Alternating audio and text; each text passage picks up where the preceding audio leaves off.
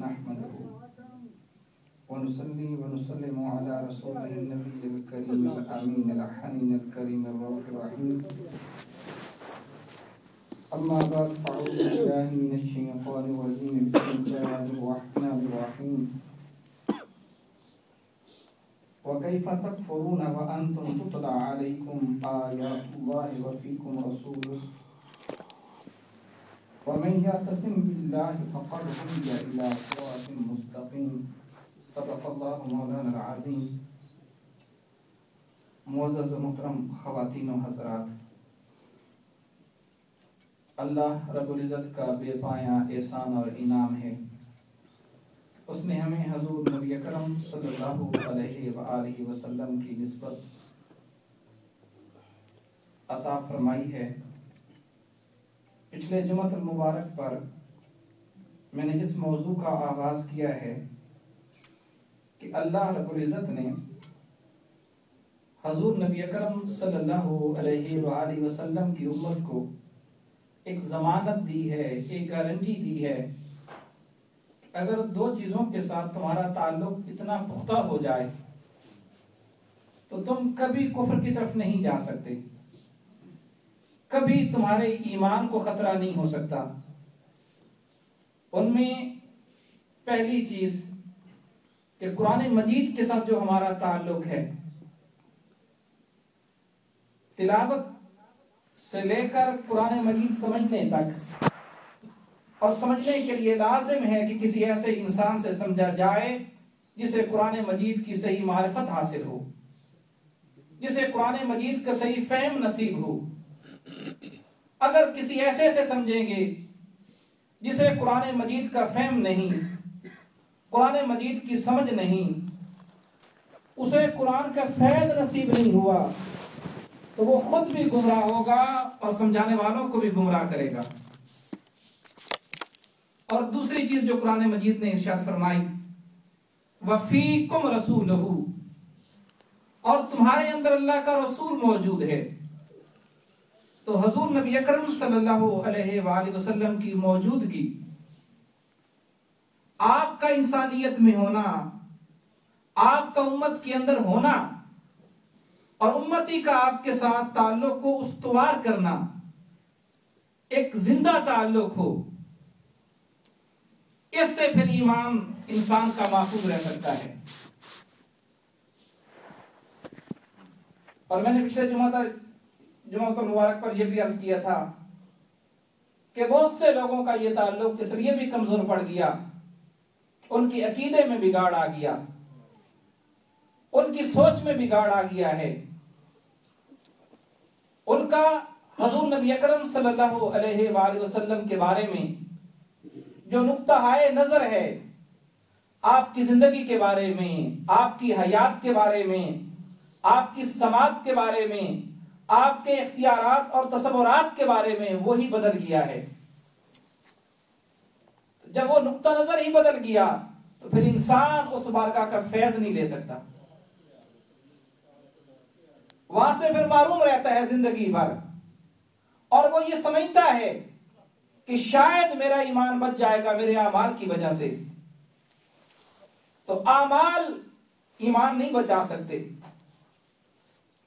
अगर कोई चीज ईमान बचा सकती है तो वो एक ही चीज है, और वो है निस्बत रिसालत मुहम्मदी सल्लल्लाहु अलैहि वसल्लम।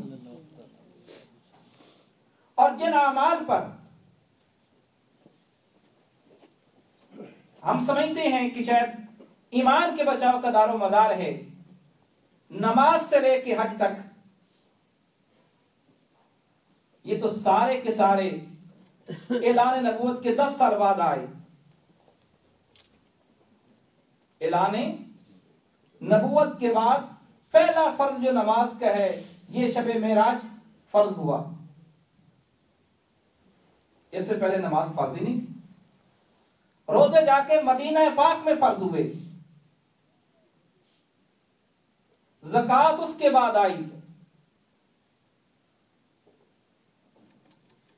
और इस तरह के बेशुमार अहकाम। हज आका सल्लल्लाहु अलैहि वसल्लम की जिंदगी मुबारक में 9 हिजरी में पहली दफा हज फर्ज हुई।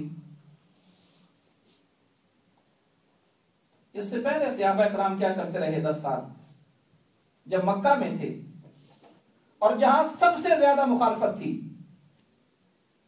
जहां चारों तरफ कुफ्र ही कुफ्र था। और आप तसव्वुर करें कि पहले 7 साल के अंदर सिर्फ 40 लोग मुसलमान हुए थे और 10 लाख की आबादी है, 40 लोग उसके अंदर मुसलमान हैं। और तबलीग करने की भी सरेआम इजाजत नहीं होती थी कि आप शुरू हो जाएं हर जगह पे। हजरत अरकम रज़ी अल्लाह ताला अन्हु सहाबी थे, उनके घर में खुफिया तबलीग होती, कोई आम खुलेआम इजाजत नहीं थी। और अगर कोई नाम ले लेता तो कुफारे मक्का उसको जान से मारने से भी दरेग नहीं करते थे। इतना जुल्म करते, इतना ज़दोकोब करते, इतना मारते पीटते, तशद्दुद करते। एक दिन सैयदना सिद्दीक़ अकबर रज़ी अल्लाह ताला अन्हु ने इजाजत मांगी, आका सल्लल्लाहु अलैहि वसल्लम ने मना फरमाया, अभी हालात साजगार नहीं। लेकिन जोश ईमानी की वजह से काबतुल्लाह में आके उन्होंने अल्लाह और उसके रसूल की बात करना शुरू कर दी। कुफारे मक्का ने इतना तशद्दुद किया, आप बेहोश हो गए और कबीले वालों ने समझा कि आपकी जान चली जाएगी और इंतकाम का सोचने लगे। इतना आपको मारा, इतना मारा आपको और इतना तशद्दुद किया। तो कहने का मतलब ये है कि हालात ऐसे नहीं थे कि खुलेआम इस्लाम की दावत दी जाती, लोगों की तरबियत की जाती और खुद जो तौहीद का सबसे बड़ा मरकज था वो शिर्क का सबसे बड़ा मरकज था। और शिर्क तो क्या, यानी जितनी उरियानी फहाशी बेदीनी उस माहौल के अंदर हो रही थी, काबतुल्लाह के अंदर, आप यहां बैर भी उसका तस्वर नहीं कर सकते। लोग नंगे आगे काबतुल्लाह का तवाफ करते, नंगी तस्वीरें बना रखे थे और उनकी आगे पूजा करते थे। वो शर्म, हया, इज्जत, इस्मत तस्वर ही नहीं था इन चीजों का। उस जमाने में जो लोग ताइदारे कायनात के साथ वाबस्ता हुए, उनके ईमान की इस्तिकामत देखें, उनका ईमान कितना पुख्ता ईमान था। तो सिर्फ हजूर के साथ उनकी निस्बत थी,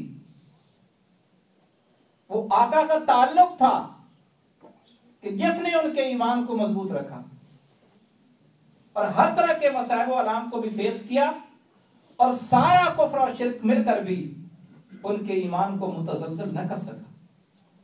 वो हुजूर की जात थी, वो ताइदारे कायनात की निस्बत थी।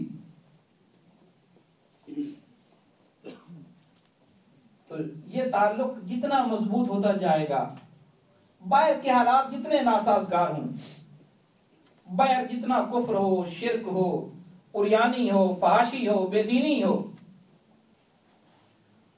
वो उस वक्त तक आपके ईमान को परेशान नहीं कर सकती, जब मुतज़लज़ल नहीं कर सकती, जब तक ताइदारे कायनात के साथ आपका रिश्ता गुलामी का कायम रहेगा। और वह जिंदा ताल्लुक हो, उस ताल्लुक का एहसास हो आपके दिल में, फिर कोई आपका ईमान मुतज़लज़ल नहीं कर सकता।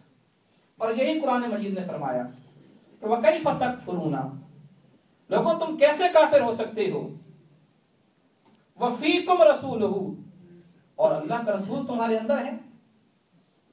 ये अंदर होने का माना ये है कि उनके साथ जो रिश्ता है गुलामी का, उसको भी एक जिंदा रिश्ते में बदला जाए।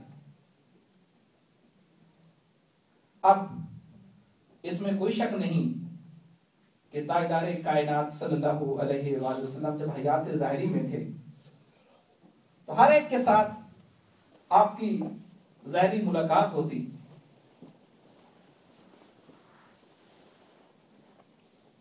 और उस दौर की एक सहूलत यह भी थी कि हर एक आपको देखता था, काफिर भी देखते, मुसलमान भी देखते, अबू लहब भी देखता, अबू जहल भी देखता, वो भी देखते थे, लेकिन देखने के बावजूद वो मार्फत नहीं रखते थे, उन्हें पहचान नहीं थी। और हजरत सैयदना सिद्दीक़ अकबर रज़ियल्लाहु ताला अन्हु, सैयदना फारूक आज़म, उस्मान गनी, अली अल मुर्तज़ा और दीगर सहाबा, वो देखते भी थे और साथ पहचान भी थी। उसी पहचान ने उन्हें ईमान किस दर्जे पर पहुंचा दिया, और उनके घराने भी महफूज हो गए, उनकी नस्लें भी महफूज हो गईं। फिर उनकी नस्लों के ईमान को भी कोई मुतज़लज़ल नहीं कर सका। जिनने सहाबा कराम की आपकी जात के साथ इस दर्जे ताल्लुक में आगे चले गए, फिर आगे उनकी नस्लों को भी ये फैज़ नसीब हुआ। वो हयात ज़हरी के तकाजे थे, हर एक देखता था। और जब ताजदारे कायनात सल्लल्लाहु अलैहि वसल्लम उस ज़हरी हयात से इस हयात बरज़खी में आए, उनके लिए हयात ज़हरी में होना, हयात बरज़खी में होना, हयात रूही में होना, उनकी हयात पर कोई फर्क नहीं पड़ता, उनकी समात पर कोई फर्क नहीं पड़ता, उनके तसर्रुफात पर कोई फर्क नहीं पड़ता। आप इस हयात ज़हरी में होते, बुखारी मुस्लिम की मुत्तफ़क़ अलैह हदीस पाक है, आपने भी कई बार सुनी होगी। आप गुजर रहे हैं, दो कब्र वालों के पास से गुजरे, आपने फरमाया कि इनको अजाब हो रहा है। हज़रत अनस बिन मालिक रज़ियल्लाहु ताला अन्हु फरमाते हैं कि मुझे आका अलैहिस्सलातु वस्सलाम ने भेजा कि एक खजूर के सब्ज टहनियां काट के लाओ, उसकी शाखें काट के लाओ। मैं लेके आया, आपने फरमाया इसको दोनों कब्रों पर रख दो। मैंने अर्ज किया कि इससे इनको क्या होगा? आपने फरमाया कि जब तक ये टहनियां सब्ज रहेंगी, ताजा रहेंगी, ये अल्लाह का जिक्र करेंगी, और अल्लाह के जिक्र की वजह से इन कब्र वालों की अजाब में तखफीफ हो जाएगी। और साथ वजह बता दी इन कब्र वालों को अजाब क्यों हो रहा है।